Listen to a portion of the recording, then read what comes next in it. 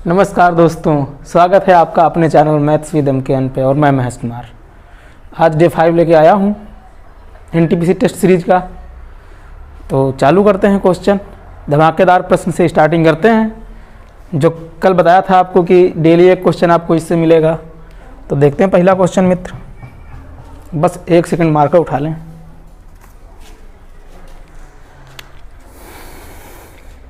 देखो मित्र, क्वेश्चन ध्यान से समझना।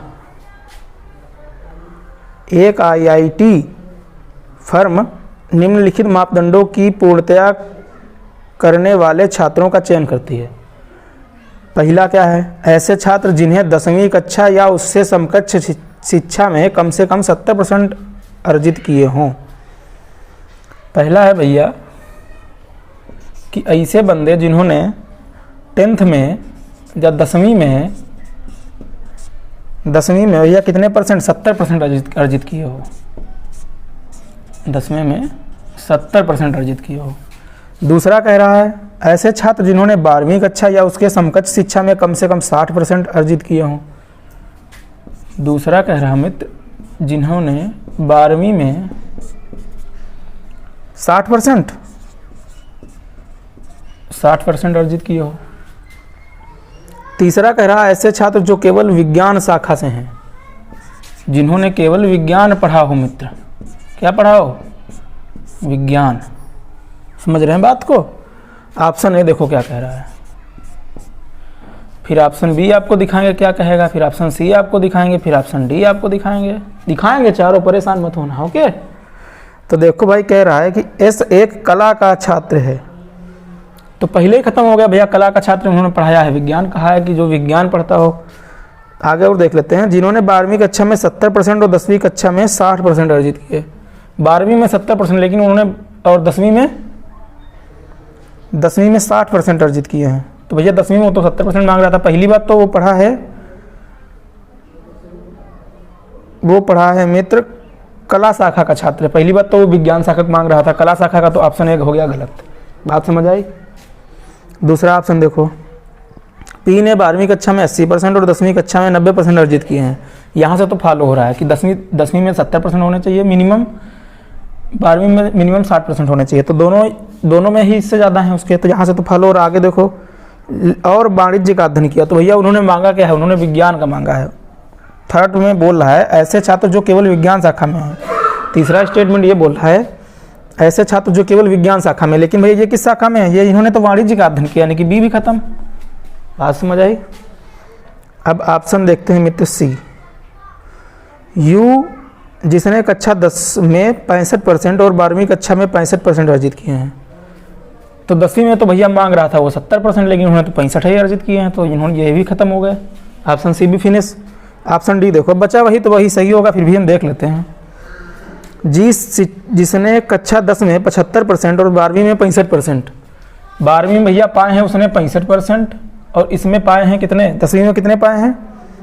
10वीं में पाए हैं 75%। तो यहाँ से तो बात इनकी बन रही है 70 से भी ज़्यादा 75, 60 से भी ज़्यादा 65, यानी कि यहाँ से ये क्वालिफाई कर जाएंगे। आगे देखो क्या कहता है, और विज्ञान का अध्ययन किया। भैया तीसरा स्टेटमेंट में फॉलो कर रहा, पहला भी कर रहा, दूसरा भी कर रहा, तीसरा भी कर रहा, यानी कि डी ऑप्शन हो गया राइट। बात समझ आ गई? देखते हैं नेक्स्ट क्वेश्चन।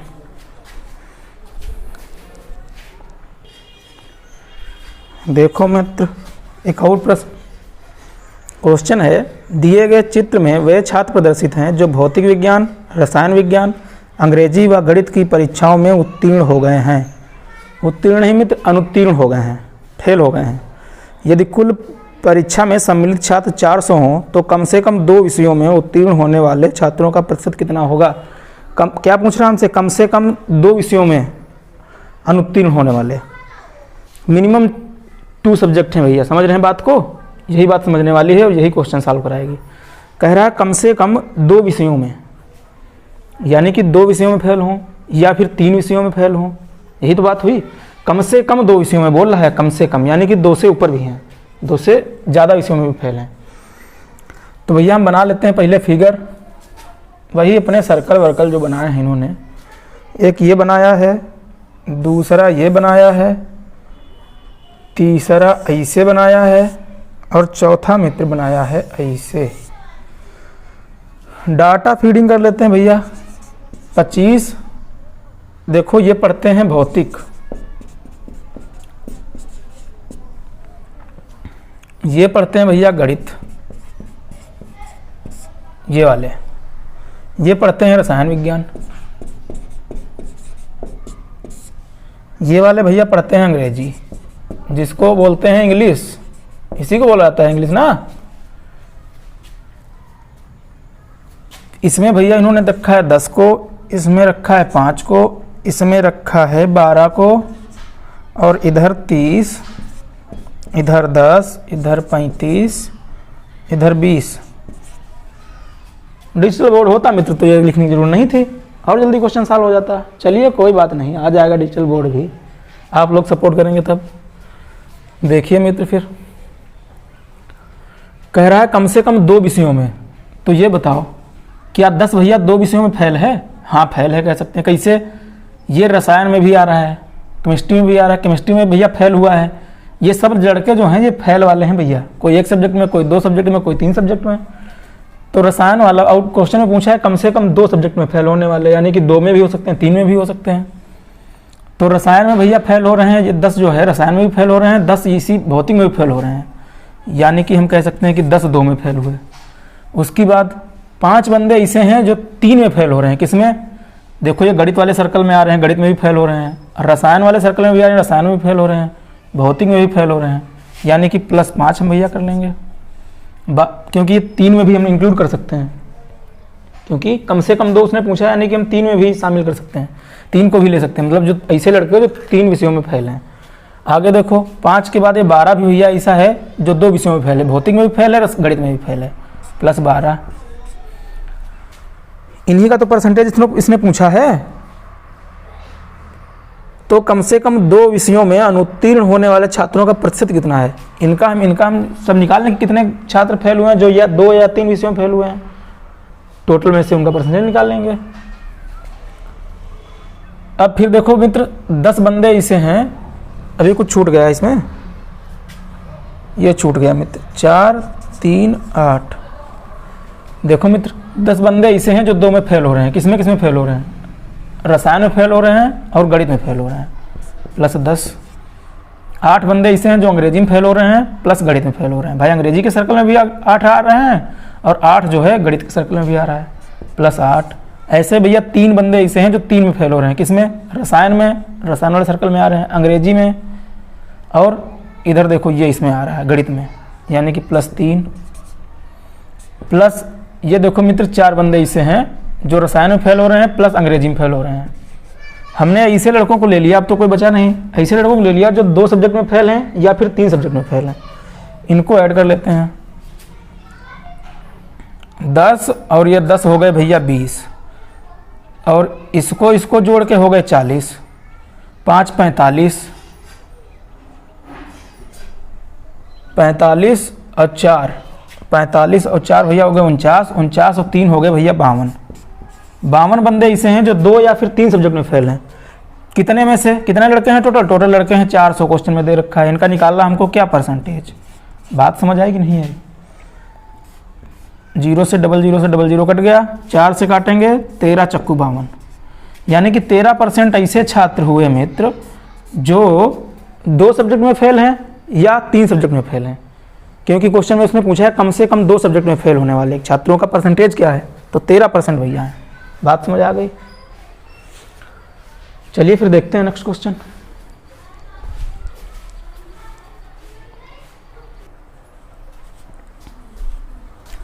देखो मित्र अगला क्वेश्चन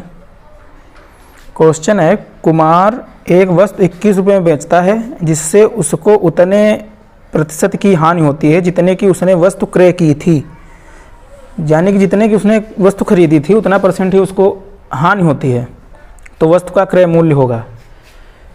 ऐसे क्वेश्चनों को ऑप्शन से करने से ज़्यादा बेटर रहता है, तो ऑप्शन से हम देख लेते हैं, ऑप्शन से बहुत जल्दी हो जाता है क्वेश्चन। ऑप्शन उठा लो कोई, पहले ऐसे ऑप्शन उठाया करो जो ईजी हुआ करें, मतलब जिनको परसेंटेज गुणा भाग करने में, परसेंटेज निकालने में आसानी रहे। जैसे हम 21 है पहला ऑप्शन और 100 है, दूसरा ऑप्शन 36 है और 27 है, सी ऑप्शन 28 रुपये या 43 रुपये, डी ऑप्शन 30 रुपये या 70 रुपये।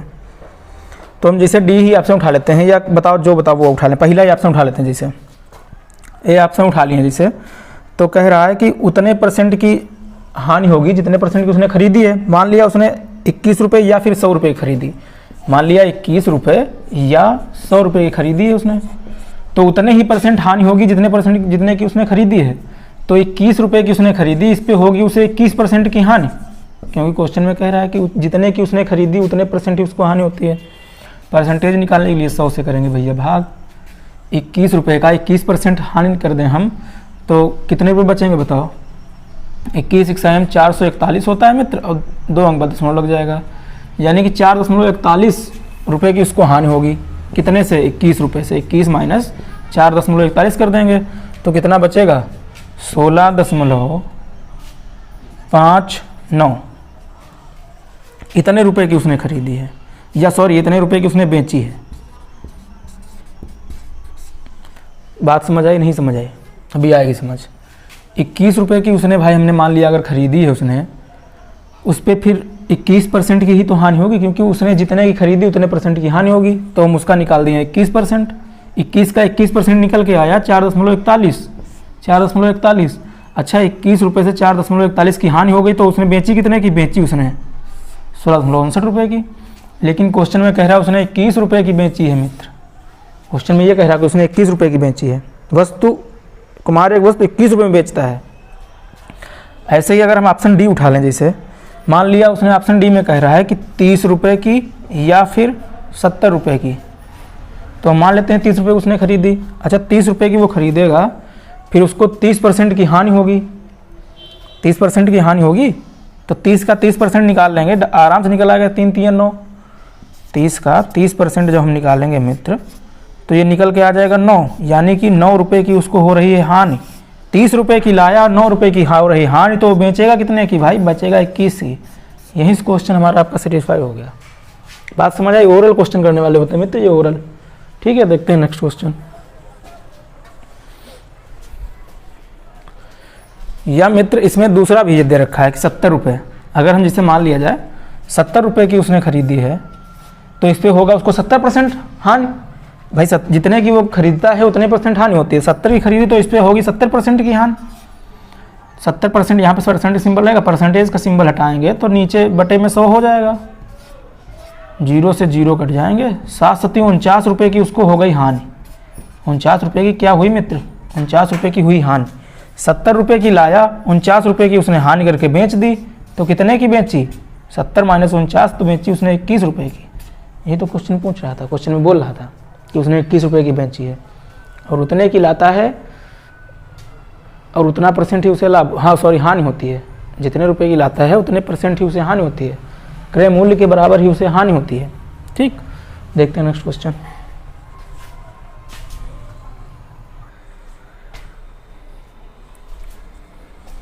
देखो मित्र एक और क्वेश्चन है, एक धनराशि साधारण ब्याज की वार्षिक दर पर 5 वर्ष के लिए निवेश की जाती है।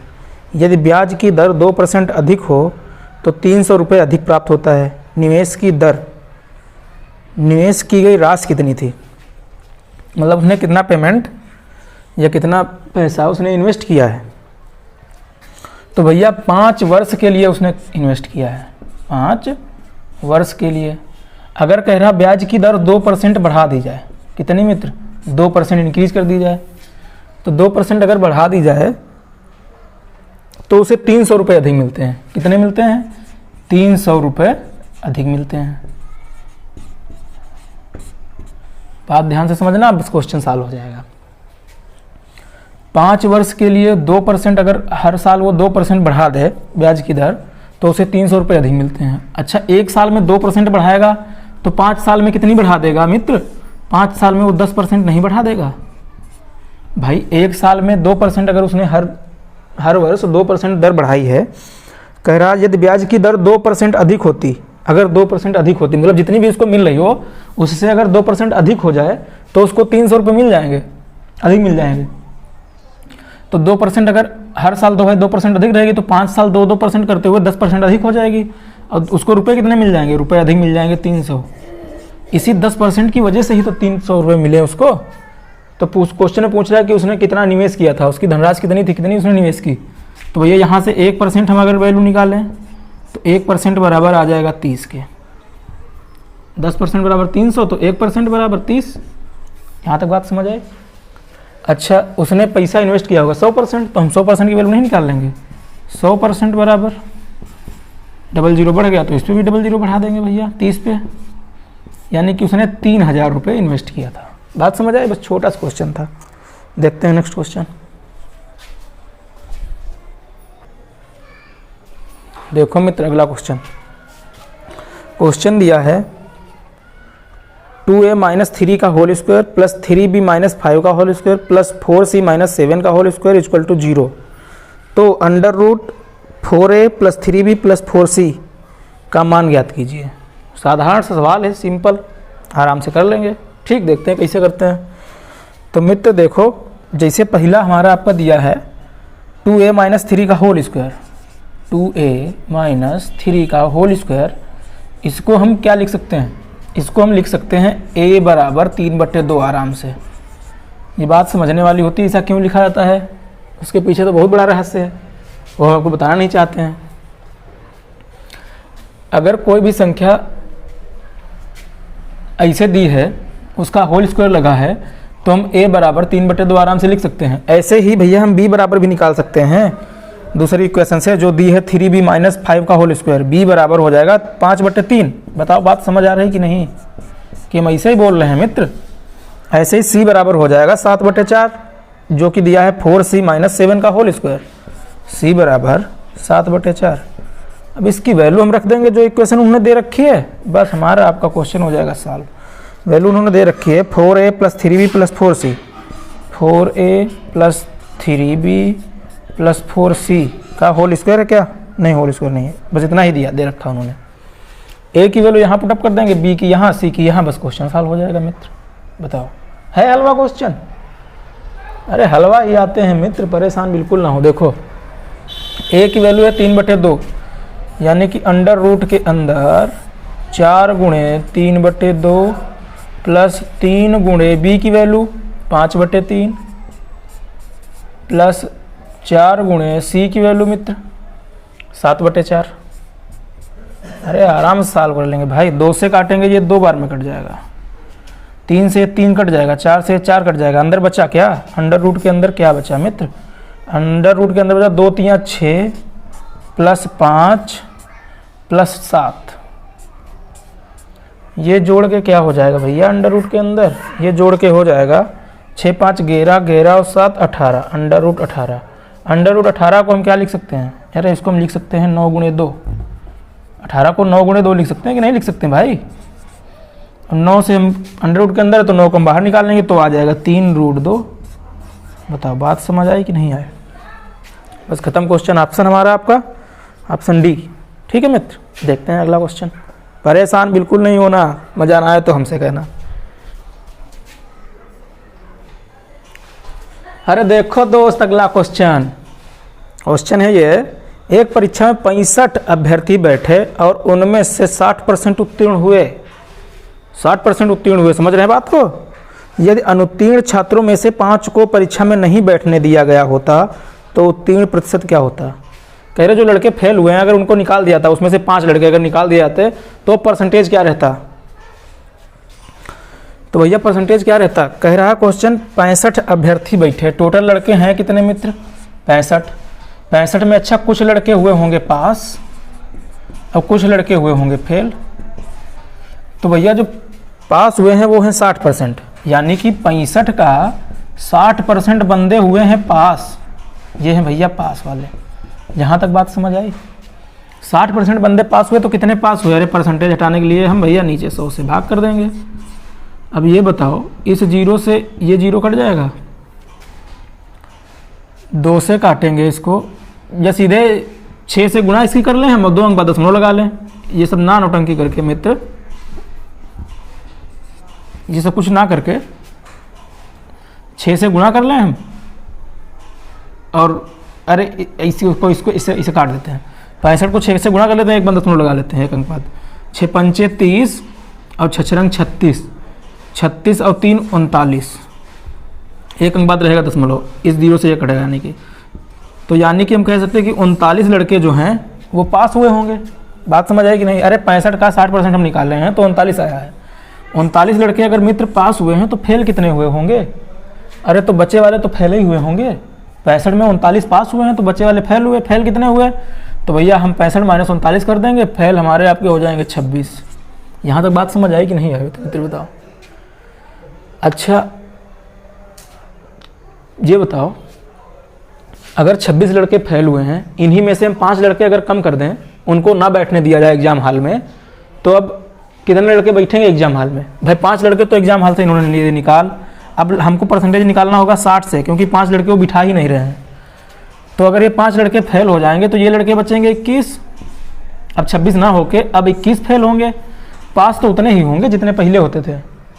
भाई फेल ही वाले तो हम कम किए गए हैं, तो पास अभी कितने होंगे? पास 39 ही होंगे। इसी का हमको निकालना है परसेंटेज, यही पूछ रहा है।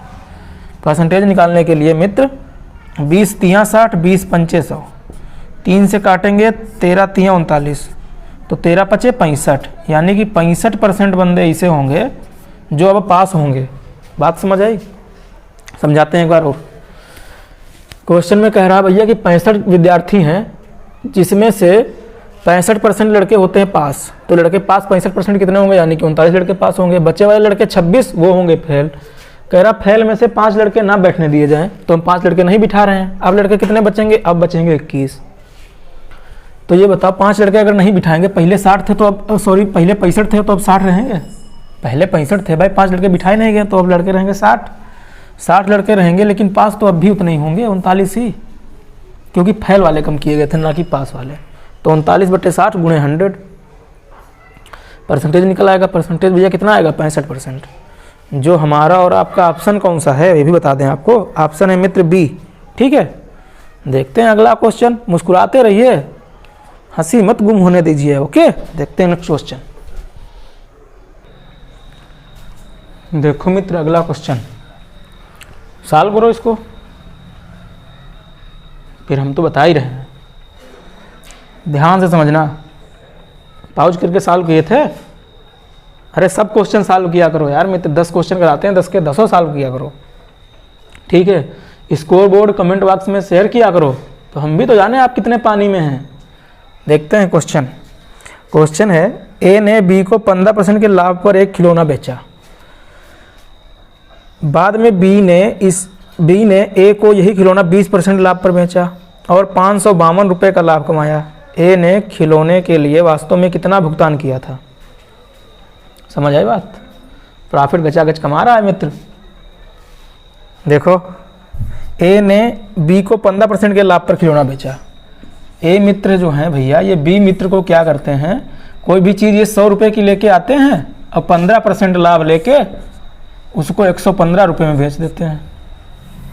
बात समझ आई? लाभ कितना इन्होंने लिया? लाभ लिया 15%।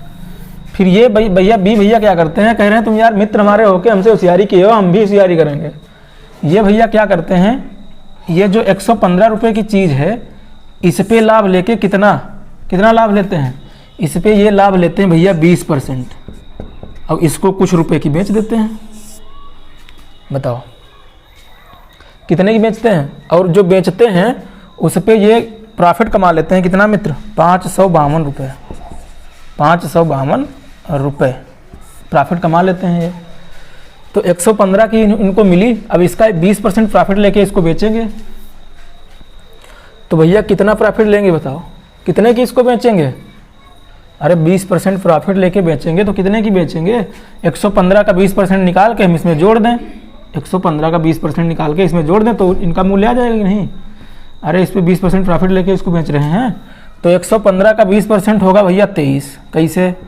115 गुणे 20, सॉरी मित्र, 115 गुणे 20 बटे 100। तो 115 की और 2 की हम कर लें गुणा, या हम डायरेक्ट ऐसे करते हैं। कैसे? मन में कर लिया करो कि इस जीरो से ये जीरो तो जाएगा कट। ठीक मित्र, इस वाले जीरो से एक अंक लग जाएगा इधर दशमलव। 11.5 का हम 2 गुना नहीं कर पाएंगे?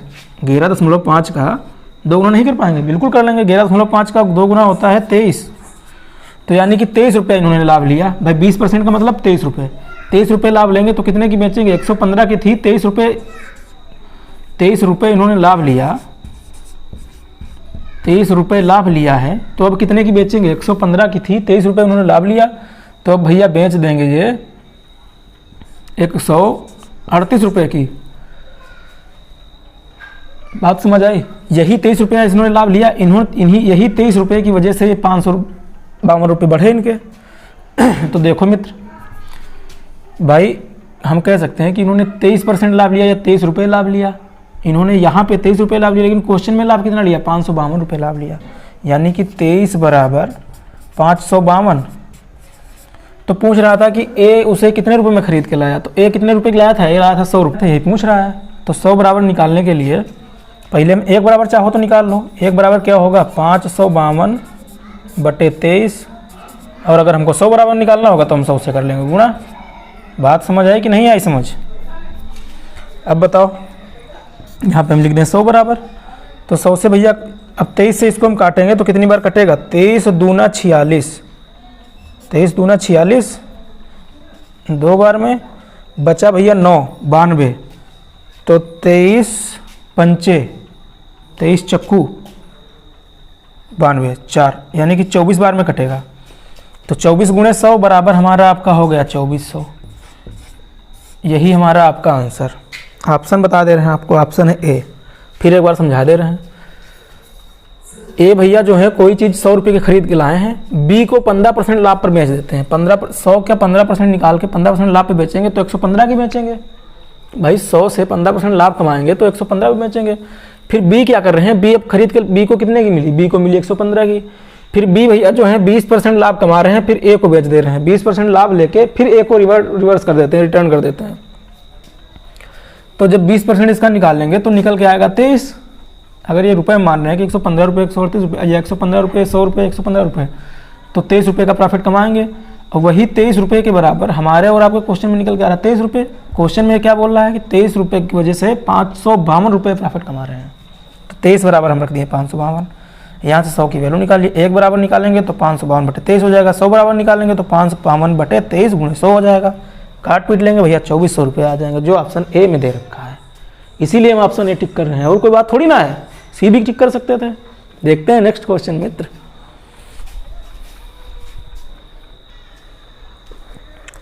देखो दोस्त, नेक्स्ट क्वेश्चन है, यदि x आदमी प्रतिदिन x घंटे कार्य कर x यूनिट कार्य को x दिनों में पूरा करते हैं, तो y आदमी प्रतिदिन y घंटे कार्य कर y दिनों में कितने यूनिट कार्य पूरा करेंगे। ठीक है मित्र, तो देखो भैया इसको कैसे करेंगे। आप और हम और सब लोग एक फार्मूला पढ़े थे क्या, MDH/W वाला, वही तो इसमें लगेगा मित्र। MDH/W इधर भी होता है MDH/W। 1 1 1 होता है, 2 2 2 होता है, कोई प्रॉब्लम नहीं है, इसे रखो। देखो कह रहा x आदमी प्रतिदिन x घंटे कार्य कर x यूनिट कार्य को x दिनों में ख़त्म करते हैं। मैन कितने, x आदमी प्रतिदिन x घंटे काम करके x यूनिट कार्य को x दिनों में करते हैं। कार्य कितना है, x यूनिट है, दिन कितने हैं, x हैं। भाई मैन हो गए x, डे हो गए x, और घंटा h फॉर घंटा होता है, घंटा या दिन हो गए x। ये होता है मैन, ये होता है दिन, ये होता है घंटा, h for hour, man day hour, w होता है वर्क।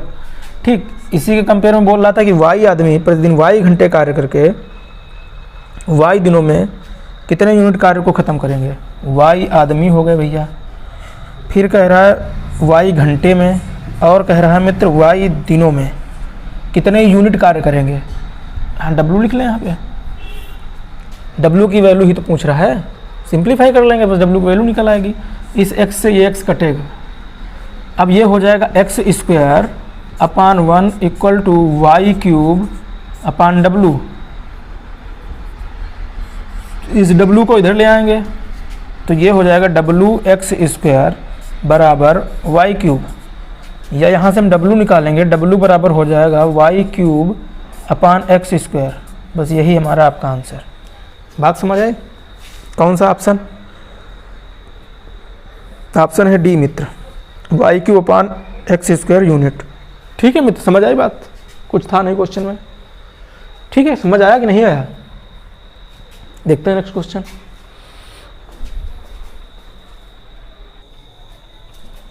देखो मित्र, अगला क्वेश्चन, पाइप और टंकी से अलग अलग समय पर दो पाइप किसी टंकी को भरने में क्रमशः 5 घंटे और 8 घंटे का समय लेते हैं, जबकि एक अन्य तीसरा पाइप उसे 3.2 घंटे में खाली कर सकता है। पूरी तरह से खाली टंकी में तीनों पाइप एक साथ खोलने पर टंकी को पूरा भरने में कितना समय लगेगा? ऑप्शन देख रहे हैं मित्र। तो देखो भैया, 3 पाइप हैं, एक 5 घंटे और दूसरा 8 घंटे में भरता है। पहला जो पाइप है 5 घंटे में भरता है, दूसरा पाइप 8 घंटे में भरता है और तीसरा पाइप 3.2 घंटे में खाली करता है। माइनस का चिन्ह लगा लें, खाली करता है। ये दोनों आ रहे हैं, भर रहे हैं, ये वाला खाली कर रहा है। तो एलसीएम भैया इनका हम सबसे पहले तो लेंगे। तो एलसीएम लेने के लिए क्या करेंगे, इसको हम 3.2 ना मान के इसको मान ले रहे हैं 32। तो अगर हम 32 ही एलसीएम ले लें तो 8 चौक 32, 8 से कट जाएगा, 5 से नहीं कटेगा। 5 से कटने के लिए क्या होना चाहिए, लास्ट में या तो 0 होना चाहिए या फिर इकाई का अंक 5 होना चाहिए। या तो लास्ट में 5 हो या लास्ट में 0 हो, कह सकते हैं, या इकाई का अंक 5 हो या 0 हो, तो 5 से डिवाइड होगा वो। तो हम क्या करते हैं, एलसीएम लेने का एक तरीका ये भी है कि सबसे बड़ी संख्या को, जैसे हम इसको 32 मान रहे हैं, सबसे बड़ी संख्या का 2 गुना, 3 गुना, 4 गुना, 5 गुना, 6 गुना करते देखते रहें, जब डिविजिबल हो जाए सबसे, वही हमारा आपका एलसीएम। तो 2 गुना करें, तो 2 गुना करेंगे तब भी लास्ट में 2 आएगा, नहीं कटेगा। 3 गुना करेंगे, 2 3 6 लास्ट में आएगा, नहीं कटेगा। 4 गुना करें, 4 दूनी 8 आएगा, लास्ट में नहीं कटेगा 5 से। 5 गुना करें, 5 गुना 10, 0 आ रहा, हो सकता है 5 से कट जाए। 5 गुना करने में 5 या 15, 5 गुनी 10, 160, 160 5 से आराम से कट जाएगा। 160 हो गया हमारा आपका एलसीएम। बात समझ आई? जब 32 पंचे 160, 160 8 से भी कट जाएगा, 5 से भी कट जाएगा, 3.2 से भी कट जाएगा। इससे काटेंगे 5 से, तो 5 से काटेंगे कितनी बार? 5 3 15, 5 दूनी 10, 32 बार में मित्र कटेगा। 8 दूनी 16, ये कटेगा 20 बार में। ये कटेगा मित्र 5 15 50 बार में। 3.2 से काटेंगे 50 बार में, 8 से काटेंगे 20 बार में, 5 से काटेंगे 32 बार में। यानी कि 32 यूनिट पानी डालता है ये वाला नल, 20 यूनिट प्रति घंटे पानी डालता है ये नल, और 50 यूनिट प्रति घंटे पानी निकालता है ये वाला नल। ये निकालेगा, ये भरेगा, ये भरेगा। टोटल कितना भरेगा टंकी में मित्र? भरेगा हम कह सकते हैं 52 यूनिट भरेगा। 32 और 20 52 यूनिट। उससे माइनस होगा 50 यूनिट, 50 यूनिट माइनस कर रहा है। पानी कितना भरा? पानी भरा मित्र 2 यूनिट। भाई 52 यूनिट ये दोनों भर रहे हैं, लेकिन 50 यूनिट निकाल भी तो रहा है। तो पानी कितना भरा? 2 यूनिट। हमको भरना कितना है? 160 यूनिट। तो क्या करेंगे, 160 यूनिट भरना है, 1 घंटे में 2 यूनिट भरता है, तो टोटल भरने में कितना समय लगेगा? 160/2, यानी कि हम कह सकते हैं कि 80 घंटा लगेगा मित्र, 80 घंटा लगेगा। अच्छा, 80 घंटा को ऑप्शन तो इसे दे नहीं रहे हैं, 80 घंटा ऑप्शन दिन में दे रहे हैं। 9 घंटा 48 मिनट, 6 घंटा 12 मिनट, तो घंटे तो होगा नहीं, दिन में ही होगा। तो घंटा को हम लिख सकते हैं 72 + 2 + 8 घंटा। अरे बिल्कुल लिख सकते हैं, काहे नहीं लिख सकते हैं। 72 8 80 होता है। अब 72 में हो जाएंगे 3 दिन, 24 3 72, एक दिन में होते 24 घंटे, 3 दिन में 72 घंटे। 3 दिन काम लगा देंगे भैया 8 घंटे। बात समझ आई कि नहीं समझ आई? जो हमारा और आपका ऑप्शन कौन सा है? ऑप्शन है मित्र डी। ठीक है, देखते हैं नेक्स्ट क्वेश्चन। देखो मित्र, आज का लास्ट क्वेश्चन है, यदि 2.6, 1.3, x समान अनुपात में हैं तो x का मान ज्ञात करो। समान अनुपात का मतलब क्या होता है, हम आपको समझा रहे हैं। कह रहा है कि 2.6 और 1.3, 2.6 अनुपात लगा लेंगे मित्र, 1.3 समान अनुपात मतलब होता है ये, जो हम आप और पढ़ते हैं रीजनिंग में। इसी का मित्र अनुपात कह रहा है। क्या कह रहा है? समान अनुपात में है तो x का मान, और क्या समान अनुपात में है क्या? 1.3:x, इसी की वैल्यू पूछ रहा है। अरे तो कुछ नहीं मित्र, ये इसका आधा है तो ये इसका आधा हो जाएगा। x की वैल्यू क्या होगी? इसका आधा हम निकालें तो क्या होगा? 1.3 का रेशियो में उसका आधा क्या होगा भाई? इसका आधा होगा 0.65। बस यही हमारा आपका आंसर, बात खत्म। 0.65 कौन सा option? Option D, finish question. ठीक है, मज़ा आ रही है? अरे आ रही है तो अच्छी बात है। फिर मिलते हैं कल आपको इन्हीं क्वेश्चनों के साथ। तब तक के लिए नमस्कार और पूरा वीडियो देखने के लिए धन्यवाद।